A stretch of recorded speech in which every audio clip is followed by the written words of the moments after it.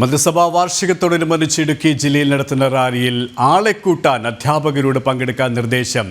ചെറുതോണിക്ക് സമീപത്തുള്ള 10 പഞ്ചായത്തുകളിലെ സ്കൂളുകളിലെ പ്രധാന അധ്യാപകർ ഉൾപ്പെടെ എല്ലാ അധ്യാപകരും നിർബന്ധമായും പങ്കെടുക്കണമെന്നാണ് നിർദ്ദേശം. കട്ടപ്പന DO പുറത്തിറക്കിയ ഉത്തരവ് ജനം ടിവിക്ക്.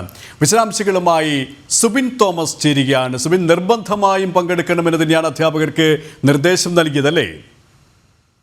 തീർച്ചയായും അത്തരത്തിൽ തന്നെയാണ്. നിർബന്ധമായും ഈ 10 സ്കൂളിലെ അധ്യാപകരും അതുപോലെ തന്നെ പ്രധാന അധ്യാപകരും ഈ പരിപാടിയിൽ നിർബന്ധമായും പങ്കെടുക്കണമെന്നുള്ള നിർദ്ദേശമാണ് DO നൽകിയിട്ടുള്ളത്. ഇതിൽ ഇവർ നൽകുന്ന പ്രധാനപ്പെട്ട ഒരു വാദം എന്നുള്ളത് മറ്റ് ഡിപ്പാർട്ട്മെന്റുകളെല്ലാം തന്നെ ഈ ഒരു മേളയുമായി സംബന്ധിച്ച് അല്ലെങ്കിൽ സർക്കാരിന്റെ വാർഷികാഘോഷവുമായി സംബന്ധിച്ച് ഈ പരിപാടികളിൽ അവരുടെ സാന്നിധ്യം അറിയിക്കുന്നു. ഈ വിദ്യാഭ്യാസ വകുപ്പിന്റെ സാന്നിധ്യം അറിയിക്കാൻ നിലവിൽ അവധി ആയതുകൊണ്ട് സാധിക്കാത്ത സാഹചര്യമുണ്ട്. അതുകൊണ്ടാണ് നിലവിൽ ഈ അധ്യാപകരോടെല്ലാം തന്നെ പങ്കെടുക്കണം എന്നുള്ള നിർദ്ദേശം നൽകിയതെന്നുള്ളതാണ് നിലവിൽ ഇപ്പോൾ ഒരു വിദ്യാഭ്യാസ വകുപ്പ് നൽകുന്ന വിശദീകരണം. എന്തായാലും നിർബന്ധിച്ച് ആളെ കൂട്ടാനുള്ള ഒരു ശ്രമമാണ് നിലവിൽ ഇപ്പോൾ ഈ ഒരു മേളയുമായി ബന്ധപ്പെട്ട് ഈ സർക്കാരിന്റെ 4ാം വാർഷികവുമായി ബന്ധപ്പെട്ടുള്ള ഇടുക്കി ജില്ലയിലെ പരിപാടികൾ നടന്നിട്ടുള്ളത് എന്നുള്ളത് വ്യക്തമാണ്. ഈ അധ്യാപകർക്ക് പുറമെ പഞ്ചായത്തുകളിലും സമാനമായ നിർദ്ദേശങ്ങൾ സെക്രട്ടറിമാർ നൽകിയിട്ടുണ്ട് എന്നുള്ളതാണ് നമുക്ക് ലഭിക്കുന്നത്. ഇത്തരത്തിൽ ഈ ആശാ വർക്കർമാരും ശുചീകരണ തൊഴിലാളികളും എല്ലാം നിർബന്ധമായും ഇത്തരത്തിൽ പങ്കെടുക്കണമെന്ന നിർദ്ദേശം നിലവിൽ തങ്ങിയിട്ടുണ്ട്. ഈ ഒരു അധ്യാപകരുമായി ബന്ധപ്പെട്ട് 16ാം ഘട്ടം അതുപോലെ തന്നെ തോപ്രാംകുടി, തങ്കമണി, കാൽവരി മൗണ്ട്,